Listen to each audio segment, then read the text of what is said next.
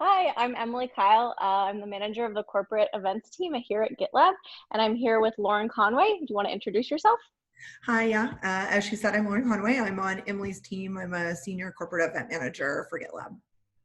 Yeah, so we have been getting lots of questions with the current COVID situation about how we've pivoted, how we're thinking about the future of events, how we're making things virtual and even hybrid. So I thought we should just get together, record this quick video about what we're seeing in trends and how we're handling the situation. So first question, Lauren, is what do you see as the top benefits of virtual events? Yeah, I think this is an interesting one because a lot of the ways people are framing the conversation right now is a negative, like we can't have, so we have to do. And I think that might be the wrong way to set up thinking about it and could restrict the direction you might go with the event. So I think there are a decent amount of benefits actually to virtual events. I think number one, location matters less. So you're able to get engagement with markets that you haven't been able to prioritize previously. So you have access to a market you might have neglected but want to expand into. I think secondly, pending the event format, people in your target audience have a chance to participate who might not have been able to, say, travel for a live event or been able to participate in a live event or do any of those things. So it opens up a new sector within your existing audience that you can get increased engagement with. I think also positive is if the event's done correctly, there's a pretty low barrier to entry. So it's possible to drum up more registrants than you would for an in-person event. And that can set you up for future targeting for other things down the line. I think keeping that in mind, there's also strong opportunity to grow your social presence and your interaction with followers across a lot of platforms like LinkedIn and Twitter and Facebook and whatever it might be.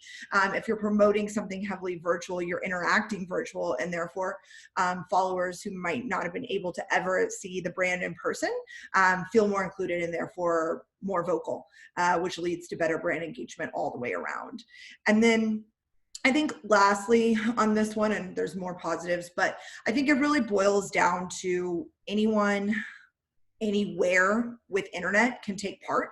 So there's opportunities to play with your messaging and marketing to see what works with different audiences for future hypothetical events, roundtables, certifications, etc. So you really have an opportunity to get creative with it and see what is working. And you might surprise yourself that, hey, we actually can connect with this audience that we so far to this point haven't been able to with our traditional bread and butter in-person conference appearances and that sort of thing. Yeah, I love that. I definitely have seen it as a great way to do some low cost lead gathering and like kind of low cost A/B testing in areas that maybe we wouldn't have ventured into before. So great answer. Next question. What would you say are the downsides to the virtual events and how do we combat those things? Yeah, I think that with events, sorry, honestly, I was just making my Slack quiet because That is I definitely realized a I was about to downside. be in. You can't turn it off, and you're just constantly getting pinged. So Yeah, so I was like, hold on, that's annoying. point proven. Yeah, pro tip for going live for an event: make sure your notifications aren't on.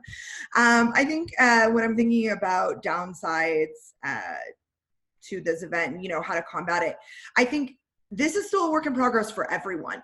So different types of events will have different challenges, and I don't think there's necessarily strong answers to all of these things yet. But that being said, things kind of top of mind for me are there's a potential for lower engagement. It's a lot easier for people to be open to other distractions, not dedicating the time because they're not physically, in Orlando, say, attending the conference. They're at home and there's many other things going on at home. So it leads to multitasking, maybe not also taking it seriously because, again, it's not as big of a commitment. So they're might be doing it more on a whim instead of a direct, engagement. So a couple things, and I think this is one of those big questions. And so the things that are top of mind for me building out for some of our future events are keeping the content compelling, and making sure to lose filler fluff that in person might make sense and would be, serves a purpose. For an in-person event, it doesn't serve that purpose online. And so keeping it compelling and tight. I think also there's different ways to do an event. So you could have a live speaker, it could be recorded speakers. And if you go the route of recorded speakers, I think making sure having speakers available for Q&A, whether it's at a publicized specific time or directly following when you're running that, or if you're running it more than once. But I think if people know that it's more than just watching a video, that they could do it anytime on their own and can actually connect with that speaker they might be interested in, that increases engagement. And then definitely motivating audiences to participate via, gamification. And whether this is swag or a chance to win a shot at certification or get more hands-on one-on-one support from a sponsor or company, there's a lot of ways to go with it. But I think that's the first major downside. And I think those are ways to look at solving for it. Second, I think virtual event fatigue has potential to hit faster than in-person fatigue, as there's so many other things being done virtually, from baby showers to meetings that used to be emails.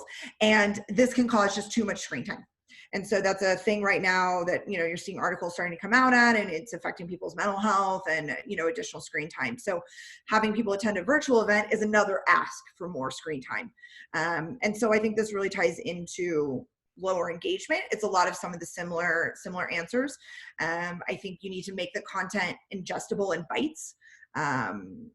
So it's easier to get in and out and space some breaks, even though that might seem counterintuitive that like, oh, I'd lose engagement if I have breaks in the schedule. It actually gives people time to come back more engaged and continue as they want to. I think compelling content is, again, key here, because why participate? Compelling content. And I think it's important to have some restraints. So while this is great to play with things and try new things and come up with ideas, you don't want to just add activities on to add them on. You want to be respectful of attendees' times. And I think that leads to shorter time spent than in an in-person event, but better spent time and more highly engaged. That would be kind of like that dream crossover there. I think also there's a potential, as another issue, I think there's a potential for it to be easier for online abuse to specific demographics, and for people to not feel welcomed. That in person, it might be, clear like, hey, that's not appropriate, but, we've all seen comments on posts and comments on articles. And so there's that, kind of online troll aspect. And so I think a solve there, it's really important to have a strong community code of conduct for the event. Often people have code of conducts for live events, but I think for a virtual event, it's as important, if not more so. And then lastly, I think for a challenge, and I think this might be one of the big ones, and this one I don't feel confident that I have a strong answer here, but it's the loss of that direct networking aspect and interaction to push connections, or importantly from the business side, sales to the next level or next stage, and as well from the attendee side, providing the attendee with that sense of accomplishing their mission, of attending and like feeling like they made good connections, and also being heard in their community or heard by businesses that they're trying to, interact with or develop with. And so I think that's one of the biggest puzzle pieces that is missing, that that virtual events are struggling to find a solution for. So like I said, I don't feel like I have the answer. I think some of it's a combination of having roundtables or smaller discussions, having networking bits. So there's attendee on attendee, but does that help solve for the sales? Maybe not. Do people, if we're being respectful of their time, really want to then attend a sales pitch on top of this when, they're not in person and they don't have that glass of wine when they're in the expo hall, that sort of thing. So I think that's kind of the one where I know it's a big problem, but I don't have a great answer for you yet on how to combat it. Yeah, definitely. I mean, I didn't really think about how much people go to an event, not just to listen, but to also be heard. And so, that's a really good point. Can you talk a little bit about how, like, we did a large virtual event for our own community recently. Can you talk a little about the tool we selected and kind of how we use that to combat some of these things that you were talking about, especially like the Be Heard bit? I'm speaking specific to like how we set up a networking hall, for example. Yeah, for sure. I mean, there's a lot of tools out there and more coming every week, right? So some are angles where it's an in-person solution, adding virtual, like a Bizzabo or something like that, or an established brand, you know, seeing a revenue stream, like LinkedIn just added the webcast, you know, option in and going live. And then there's brand new tech as well. And this includes companies like Run the World or Hopin, which is what we ended up selecting for our large event and we'll be using for some future events. I think before diving into Hopin specifically, I think it's important to step back and whatever route you go, you need to think about your target audience, because also as a company, excuse me, I have disease.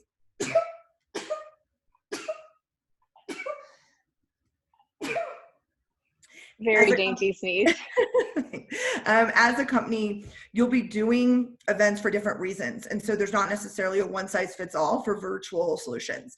And so you need to think about what type of event this is and what is your target audience and what is important to that audience. Like, how are you going to engage better with this audience? Is it better to be, you know, start small? Is this better to be like some Zoom rooms? Is this better to be a webcast? You know, what capabilities do you have as a company already with your enterprise licensing and engagement with, you know, Zoom? Does that start to become too messy? Like, what are you trying to do? And so a lot of times it might be like, hey, let's have a clean, simple feel, a low barrier to entry for attendees, and a focus on maybe breakout sizes or networking, like you just mentioned. And so for us, it was a priority to have a single platform solution. It was important that it had that clean, simple feel, that low barrier to entry, and that focus on the breakouts and opportunities to provide networking. You know, those things that you're thinking about, you're qualifying, that was us. That was what we needed to solve for. And Hopin provided that for us in essentially one package. They are newer, so they are developing things. So there are things missing, like a scheduling option or things like that. Pretty sure that's on their roadmap at some point, but that's something for us that was easy to work around with other existing tools. What was really important was we were replicating a 5-day in-person event for an all-remote company that only ever sees each other essentially once every year. And there was no virtual event that was going to compensate for that, right? And so instead for us, it was really important to take all this content and workshops that we'd had people been working on for months, give them a chance to shine, take the content that was most applicable and, you know, again, going back to that compelling content, you know, maybe we had more workshops than necessary because in person you need that, and there's sizes and rooms and all of those. For digital, we're really able to pare it down. And we wanted to still give people that inclusive experience where everyone's experiencing something at the same time, which is kind of rare in our day-to-day. So Hopin was able to do that. They have a stage platform that can have, you know, broadcast up to, I think it's 100,000 people at the same time. So that was good for us to be able to host keynotes through that. And then they have a sessions option where, you know, over 500 people could be looking at the same one and over 20 people on screen. And so for us, that was much more efficient than having many Zoom licenses, for example, to enable hundreds of people to be in a conversation. So that was really helpful there. It's really clean and modern, which kind of fits into our brand aesthetic. And then most importantly was the networking feature. They also have an expo hall. We use that for video, for people who couldn't watch live to be able to connect. But the networking is really, I think, one of the things that makes Hopin shine. It seems so simple, and it seems like something that wasn't mission critical when evaluating, but they have the ability for you to customize how long these conversations go, if it's ticket type specific, whatever it might be. We set it up to be open to all, and we did 5-minute increments. And essentially everyone just goes to the networking tab and you're auto paired with someone that you haven't been paired with before. You have 5 minutes to talk. It's going to be a surprise who you speak to. You can obviously leave early. Outside of an internal event, if this was external, they have an option to say connect. And if both parties hit connect, you share information, which also ties back to my point of it makes it easier. This could be trolling and such can be bad on virtual events. And the fact that both parties have to engage, to connect, to share information, I think is really important, something thoughtful and mindful that they did there. And so this enabled us to copy our final party, turn it into the Woods networking hour that we did at different various time zone blocks to hit people globally, encourage costumes to match into it, and kind of bring a little fun and flair different than our everyday sitting at our desk participating in Zoom meetings, which we do regularly and accurately. Definitely, yeah. Just to speak a little bit to that, I love the flexibility of the platform, like how we were able to use the expo hall for a totally different function. And it's just kind of about getting creative with what functionality is available to you.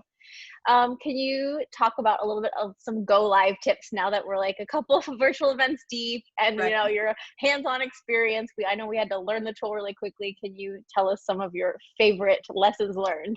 Yeah, well, number one is make sure all speakers remember to have their notifications turned off. Number one. Expert.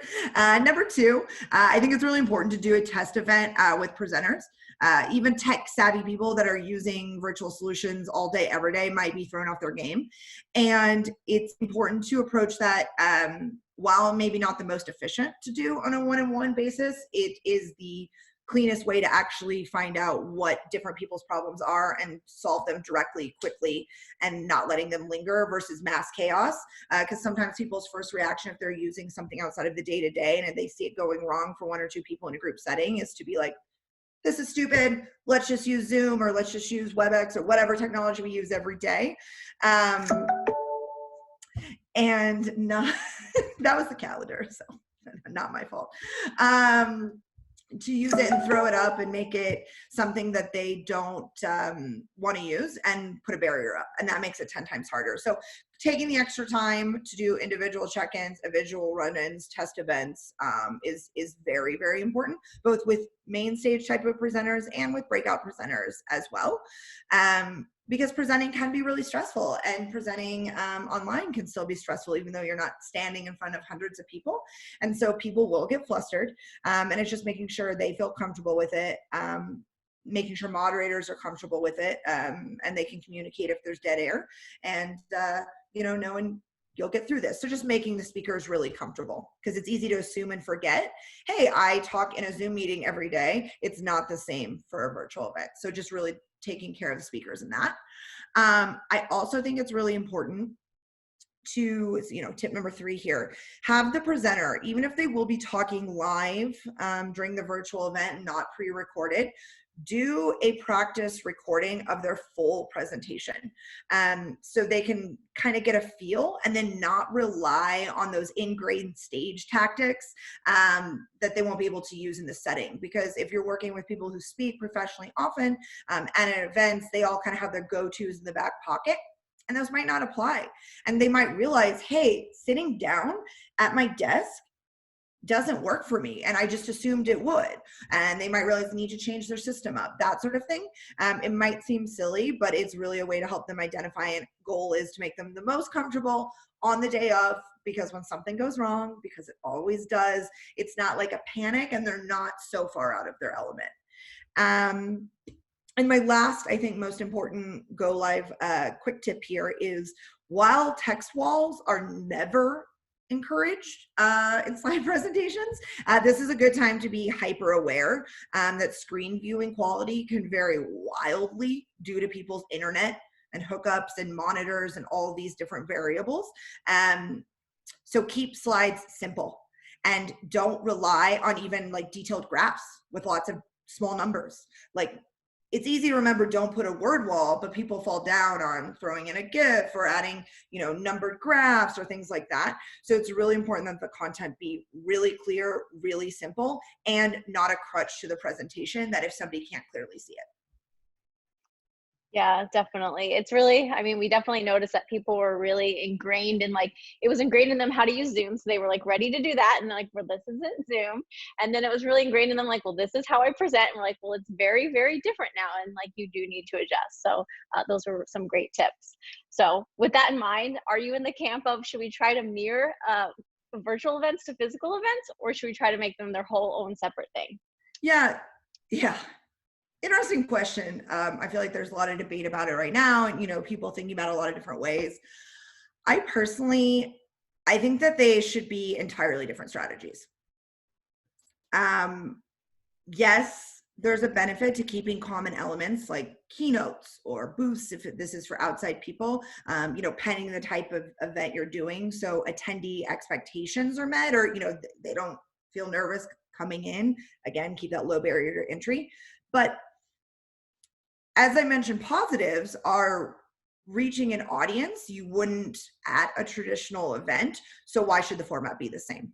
Like they're probably not going to be consuming content in the same flow that they would at whether you're hosting a user conference or have a speaking spot at a large conference, or you're on the floor in the booth. The people coming to this event might not be the same people. So, and very often won't be.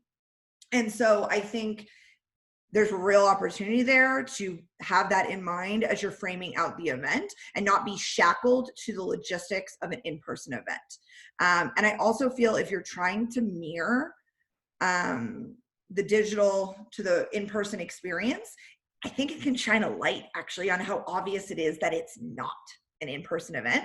And that can lead to kind of those disengagement, negative feelings, not engaged. But if you're approaching it that like, yeah, this is virtual and this is what you do with virtual, people aren't being constantly compared to like, well, in person, I would have been able to do this. They're just like, cool, this is a great immersive experience. Let me get involved, let me get engaged, and let me take something from this. Definitely. Yeah. I foresee that it's going to be really difficult for events that were traditionally in person and a lot about like the hallway tracks and networking to have that pivot to virtual versus things that are just like brand new initiatives starting because people already have those expectations in their mind of what that event looked like and should look like. So it'll be really and that's interesting. why I don't think everything should necessarily straight up pivot to virtual. It might be like, hey, let's approach virtual different. And then depending on how the world changes, I think the future includes a combination of this strategy of having a virtual handcuff to an in-person event. And I don't think they should be approached the same. And again, because you're going to get an audience that probably can't attend an in-person event no matter what's going on in the world. And that is just important to your key metrics and your outreach and who you need to connect with. And so it's like, let's provide a better opportunity for that engagement. Definitely. Okay. Lightning round. Last 2 questions. Quickest thing you can think of. What's your top piece of loungewear right now? Top piece of loungewear. Yeah, I'm going to have to go with, I fell victim to an Instagram ad, and I'm very happy I did. I have a fantastic black tie-dye sweatsuit going. And so it kind of kicked me off into a tie-dye route, but that tie-dye sweatsuit via Instagram ad, here for it. It's on point. Okay. Next question. If you had a puppy and you had to give it a food name, what would the name be? Well, some of the names that I already taken. So maybe Cheeseburger, and then I could call it Burger for short, or Cheese. Cheese, chimichanga. Honestly, that's just I live near a Shake Shack and I smelt it, and now you're hungry right now. Yeah, so I'm like French fry, cheeseburger. I don't know. Perfect. All right. Well, thanks so much. Custard doesn't have the ring. Oh, custard. I like that name for it. And now I'm hungry as well. All right. Well, thank you so much for taking the time to record this with me. I think it'll be really valuable. I'm going to post it on YouTube. So bye. Bye.